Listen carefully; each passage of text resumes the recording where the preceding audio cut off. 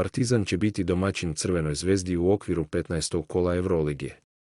Karte su odavno rasprodate, bit će spektakl koji privlači veliki broj javnih ličnosti, košarkaških asova, sadašnjih i bivših, a neki će u Beograd doći zbog derbija Čalk iz Amerike.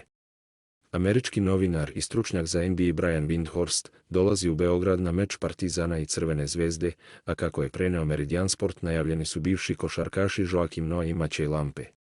Windhorst će zbog derbija propustiti čak i NBA kup u Las Vegasu. Neću vam se pridružiti u Las Vegasu ove nedelje. Radit ću nešto što je bilo na mojoj košarkaškoj listi želja mnogo godina, otkad pamtim. Neću reći šta je. Hoću da se pobrinem da se ispuni. Dešava se u Evropi. Reći ću samo da bi trebalo da provedem neko vreme sa Joakimom Noahom tamo. To je jedini trag i nije Francuska i bit će mnogo NBA ljudi tamo, nagovestio je američki novinar. Meč između Partizana i Crvene zvezde odigraće se u petak 11. decembra u Beogradskoj areni, a vi nam napišite šta mislite ko će pobediti u toj utakmici.